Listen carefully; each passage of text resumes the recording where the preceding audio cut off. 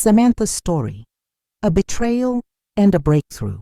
My name is Samantha, and at 28, I thought I was no stranger to betrayal. As the responsible one who juggled 2 college jobs while my brother James had everything handed to him, I learned early on what unfair meant, but nothing could have prepared me for the night I overheard my father tell James, "Don't worry, we will make your sister pay for everything." Their plan to shatter my world was a gut punch, but they didn't know I wouldn't let them take a single penny. Before we dive in, let me know where you're watching from in the comments. Hit that like button and subscribe if you've ever been let down by the people who were supposed to have your back. I grew up in a typical middle-class suburban home in Pennsylvania. From the outside, we looked like the picture-perfect American family. My father was an accountant, my mother worked at a department store, and we had the classic 2-story house, a manicured lawn, and annual beach trips. But behind closed doors, it was a different story. As the firstborn, I was held to impossibly high standards. An A- wasn't good enough. My father wanted to know why it wasn't an A+. Finishing second, in the science fair in 4th grade, had my mother wondering why I couldn't have worked harder for first place. Then came James, 5 years my junior. The moment he arrived, it was clear he was on a different playing field. While my room had plain white furniture, he got a custom race car bed and expensive decals. My gifts were practical, clothes and books, while his were the latest video games and gadgets. "He's still little," my mother would say. "Boys need more encouragement," my father would add, as if being a girl somehow made me naturally immune to disappointment. By age 10, I was responsible for washing dishes, helping with laundry, and keeping my room spotless. James, meanwhile, left a trail of toys and snack wrappers without a single consequence. "Just pick up after him," my mother would sigh. "He's just being a boy." At 12, I became the unpaid babysitter whenever my parents went out. "You're so mature for your age," they would say, a compliment that felt more like a burden they had forced on me. The Christmas I was 14 still stings. I had been asking for a laptop for school for months, researching affordable options. On Christmas morning, I unwrapped a barely functional second-hand laptop. 2 hours later, James was tearing open a brand new gaming computer that cost 3 times what I had asked for. "Your brother needs it for his games," my father explained. "Those games help with hand-eye coordination and problem solving." What about my education? What about my needs? I never asked these questions aloud because I already knew the answers. At 16, I got my first job at a local grocery store, working weekends and summer breaks, not because I wanted to, but because I had to. I watched as James received a generous allowance for just existing, while I worked 20 hours a week to afford the basics my parents freely provided to him. "It builds character," my father said, patting me on the shoulder as if he were doing me a favor by forcing me into early adulthood. The pattern of unfairness continued. When my history class planned a trip to Washington, D.C., my parents told me to use my savings. 6 months later, they paid for James to attend a 2-week computer camp that cost twice as much.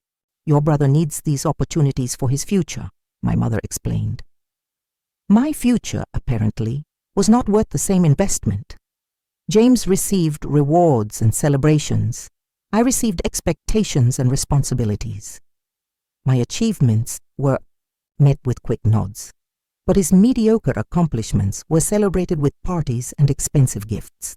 The material differences were nothing compared to the emotional neglect. They attended all of his soccer games but missed my honor society induction. They framed his participation certificates while my academic awards gathered dust. I watched James transform from a spoiled child into an entitled teenager. By 18, he could barely do his own laundry or prepare a simple meal. My parents laughed it off as typical boy behavior and continued to coddle him. I retreated into myself, building walls around my heart and focusing on the one thing I could control, my own future. I studied harder than anyone in my class, joined every academic club, and saved every dollar from my grocery store job. "Why do you have to be so serious?" my mother would ask. "You'll miss these years," my father would comment. They never understood that I had already missed out on the family experience they had so freely given to James. I was not their child in the way he was. I was their responsibility, their helper, their backup plan, never their priority. When I graduated high school, as valedictorian, I knew my success would be viewed as expected, not exceptional. As I delivered my speech about perseverance, I saw my parents in the audience nudging James to pay attention. That night, I made a silent promise. I would build a life so successful and undeniably impressive that even they would have to acknowledge my worth. Not because I craved their approval, but because I needed to prove to myself that I wasn't the afterthought they had made me feel like for 18 years. Little did I know, this decision would eventually lead me to the most painful betrayal of all, and ultimately, to my freedom. The summer after graduation passed in a blur of long shifts and college preparations. I had been accepted to a respected state university with a partial scholarship, but a significant financial gap remained. "We can't contribute to your college expenses," my father said one evening, his words hitting me like a physical blow. "We need to save for James's education," my mother added softly. He was still 3 years away from college, yet his future was already taking priority over mine. I simply said, "I understand," because arguing would change nothing. That night, I revised my budget, applied for more scholarships, and phoned 3 part-time jobs. By September, I had secured 2, one at the university library and one at a coffee shop. Between classes, work, and studying, I averaged about 5 hours of sleep a night. My tiny dorm room was my sanctuary, the first space that was truly mine. I never asked my parents for a single dollar. Their occasional calls revolved around James's latest achievements. "We just bought him the newest MacBook Pro," my mother shared. "Your father says it's an investment in his future." I thought about my own ancient laptop held together with duct tape and said nothing. During my sophomore year, I discovered a genuine passion for finance. Numbers made sense to me. Financial models didn't play favorites. The summer after my junior year, I landed a coveted internship at a financial firm in New York City.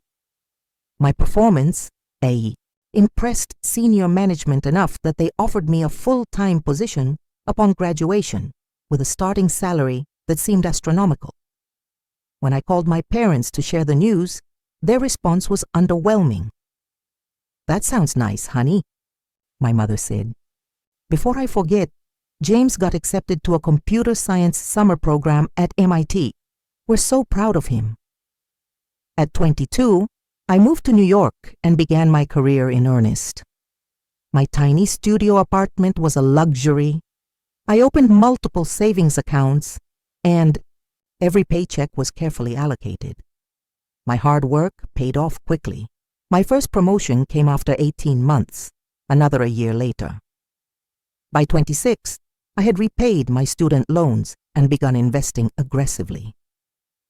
At 27, I had saved enough for a down payment on a 1-bedroom condo in Brooklyn.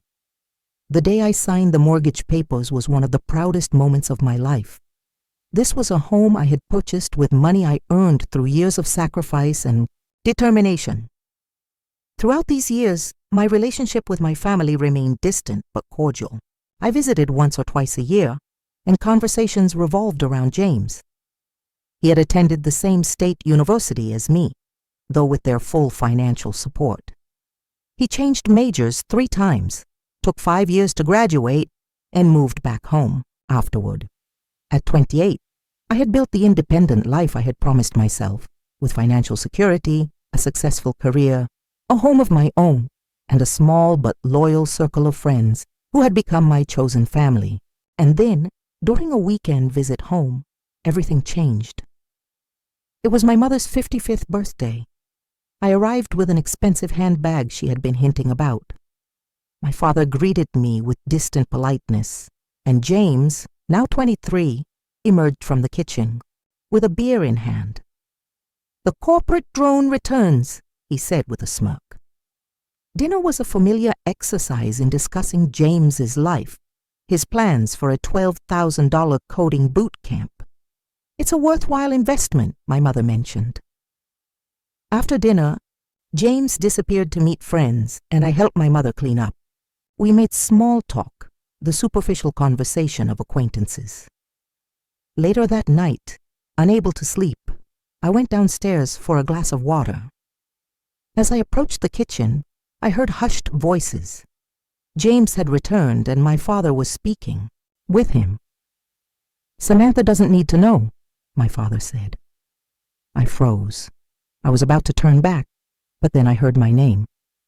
"How bad is it?" my father asked. "About $40,000 now. The online poker sites, the credit cards," James replied. My breath caught in my throat. I heard my father say, "Don't worry. We will make your sister pay for everything." The words hit me like a physical blow. They were plotting to trick me into taking out a loan to bail James out of his gambling debt. "She has money," my father continued, "and she owes this family after all we've done for her." They planned to pitch a fake family business, preying on my desire for family approval to get me to sign the loan papers. My mother joined them, her voice dropping. "Samantha has an obligation to help her brother. Family helps family. She's always going on about her job and her condo," James added with a laugh that made my skin crawl. "She can afford it." I had heard enough. I retreated to my room, my hands trembling. My family, the people who should have protected me, were plotting to use me, to burden me with debt to rescue my brother. I thought of all the years I had worked multiple jobs, the sacrifices I had made to build my financial security. They planned to take it all away with one manipulative scheme. In that moment, something broke inside me, the last lingering hope that my family might someday see my worth vanished. I sat on the edge of the bed, my laptop open, and methodically worked through what needed to be done. My mind was strangely calm, operating with a clarity that comes only in moments of crisis. First, I reviewed my financial situation, ensuring everything was secure and inaccessible. Then I considered the personal aspect. Was I prepared to fundamentally sever ties? I thought about my childhood, the endless favoritism, the dismissal of my achievements, and the ultimate betrayal. Yes, I was prepared. I quietly gathered my belongings, wrote a brief note saying I had an emergency at work, and left my mother's gift on the dresser.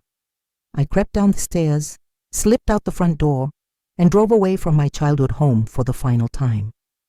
I checked into an airport hotel and began executing my plan.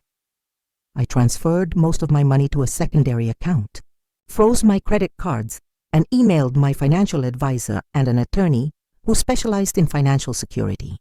By the time morning light filtered through the curtains, I had built a fortress around my finances.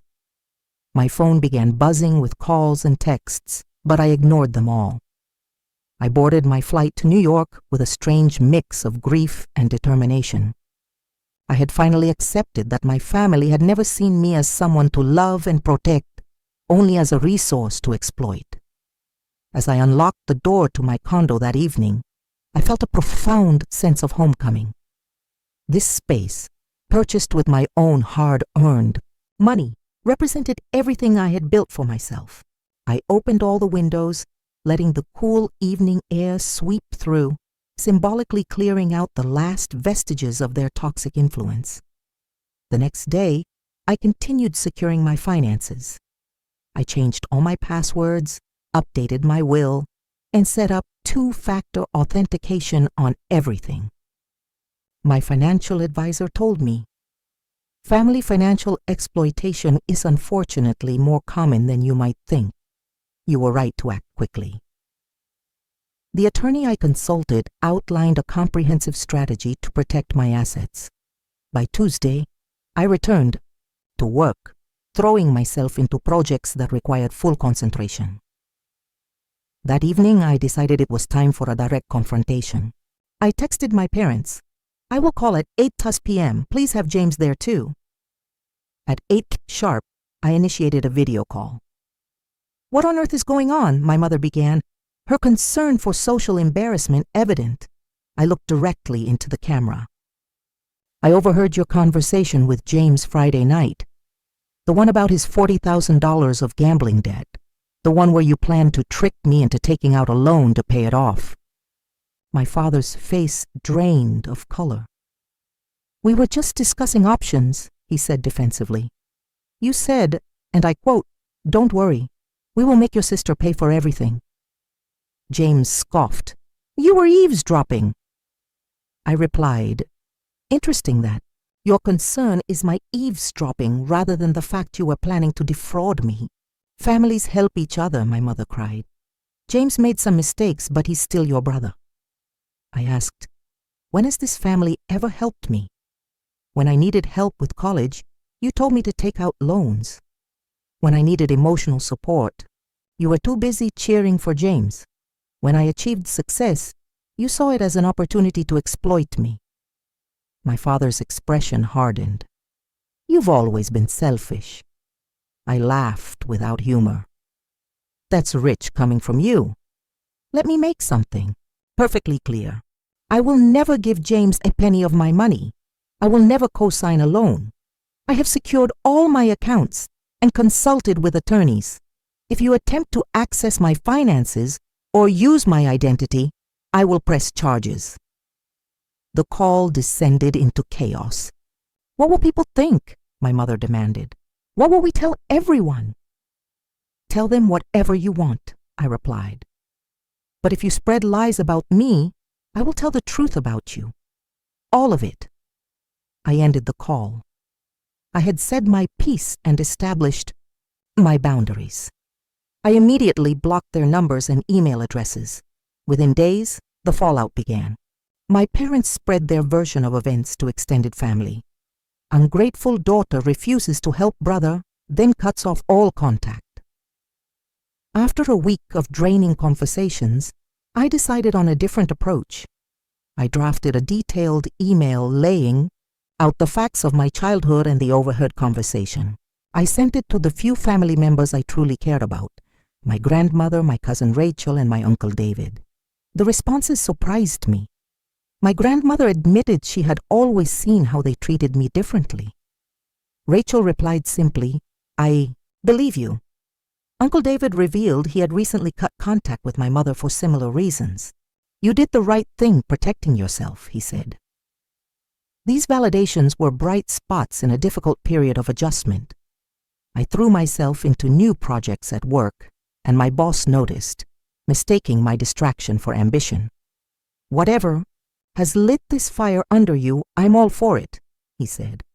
I also began to strengthen relationships with friends, allowing myself to be more vulnerable. 3 months later, I applied for a transfer to my company's San Francisco office.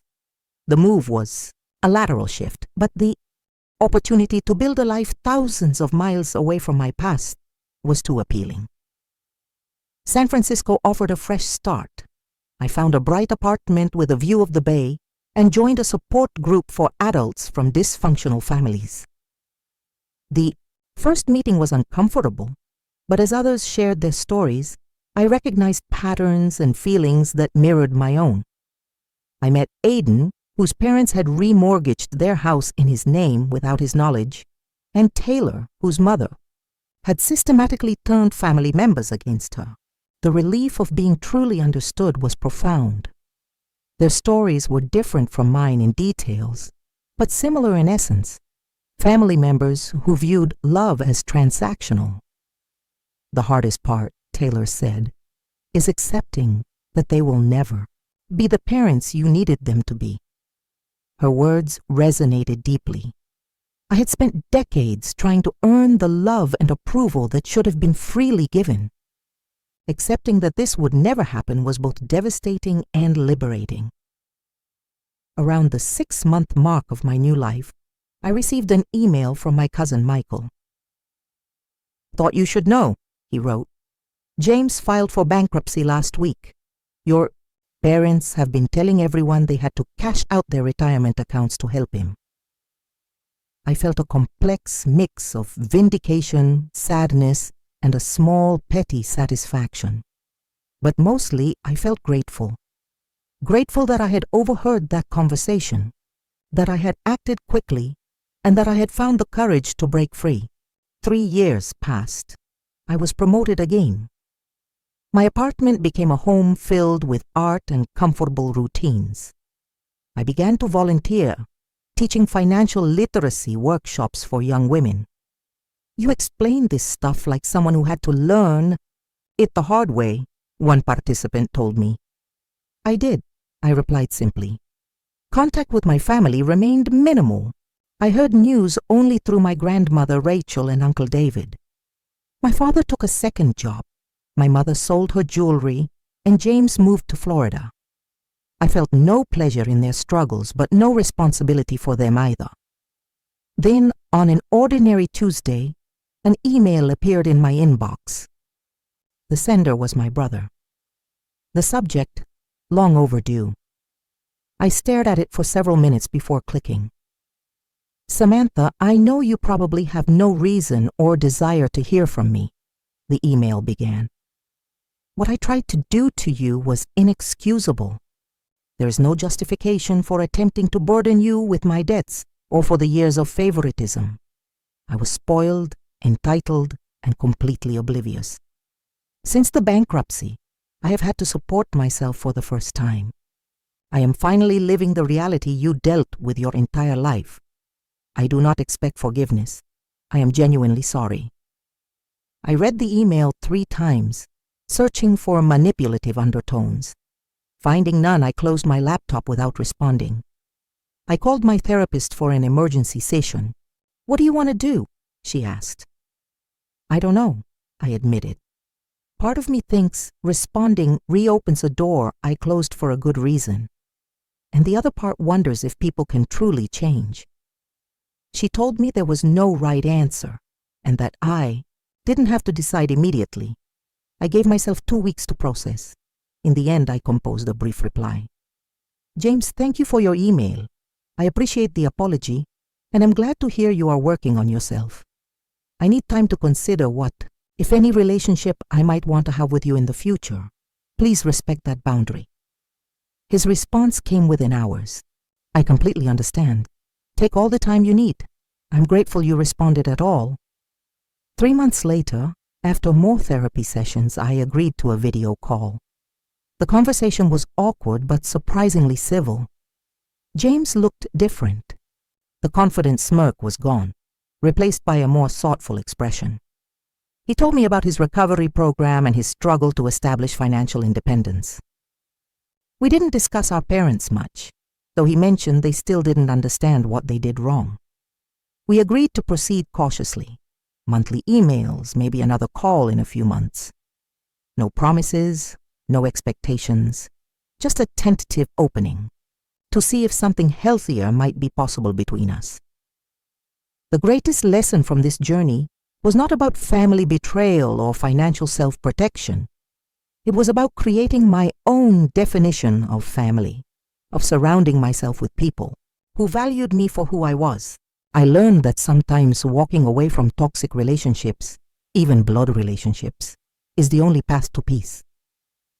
That forgiveness is for your own healing, and that establishing firm boundaries is not selfish but necessary. Most importantly, I learned that my worth was never dependent on my family's recognition of it. The life I built was a testament to my own strength and resilience. Sometimes losing a family that was never truly yours is the only way to find the peace you deserve. As I finished the video call with James and closed my laptop, I felt a quiet certainty that whatever happened next, I would be okay. I had protected, myself when no one else would. I had built a life on my own terms, and in the end, that was the greatest victory of all. Have you ever had to protect yourself from people who should have been protecting you? How did you find the strength to establish boundaries and move forward? Share your experiences in the comments below. If this story resonated with you, please like, subscribe, and share with someone who might need to hear that it's okay to protect yourself, even from family. Thank you for listening to my journey, and remember that sometimes the family we choose is more valuable than the family we are born into.